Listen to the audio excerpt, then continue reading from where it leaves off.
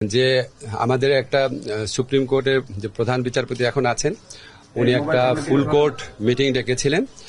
তো এটা আপনার ছাত্র জনতার পক্ষ থেকে আমি একটা স্ট্যাটাস দেখেছি, আসিফ মাহমুদ বলেছে যে এটা কারোর সাথে কনসাল্ট করে নাই, উনি এটা যেভাবে ডেকেছেন এটা মনে করা হচ্ছে যে এটা একটা যে স্বৈরাচারী পরাজিত শক্তি ছিল তাদের পক্ষের একটা মুভ, আমি যতদূর মনে করতে পারি। তো আমি এই ব্যাপারে কমেন্ট করার আগে কয়েকটা কথা বলতে চাই। দেখেন, আমাদের প্রধান বিচারপতি অত্যন্ত শ্রদ্ধেয় উনি, তো ওনারা কিছু ব্যাপারে তো প্রশ্ন ছিল, বিশেষ করে যখন এই আন্দোলনটা হচ্ছে তখন উনি প্রশ্ন করেছিলেন আন্দোলন করে কি রায় পরিবর্তন করা যায় কিনা। খামেরা তো দাগ হয় কিভাবে? এই যে ভাবি, দাগও যাবে রাগও যাবে, নিন চাকা সুপার হোয়াইট।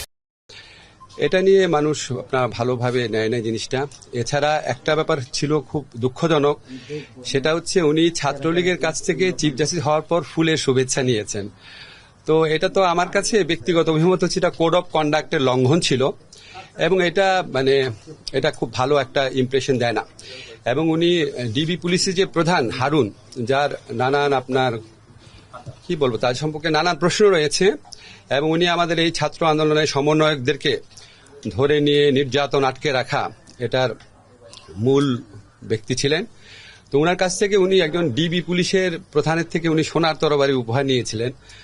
তো আমার তখন খুব অবাক লেগেছিল, এবং উনি বিদেশে গেলে বিভিন্ন আওয়ামী লীগের যে নেতৃবৃন্দ আছেন ওনাদের বাসায় থাকেন। তো এইসব কারণে এমনি তো ওনাকে নিয়ে কন্ট্রোভার্সি ছিল।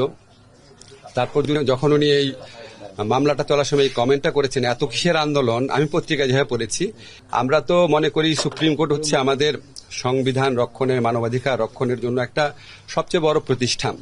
তো এমন কিছু কারোরই করা উচিত না যেখানে ছাত্র জনতার যে গণ আন্দোলন বা গণ অভ্যুত্থান এটার বিপক্ষে সুপ্রিম কোর্টকে দাঁড় করানোর চেষ্টা কারো করা উচিত না।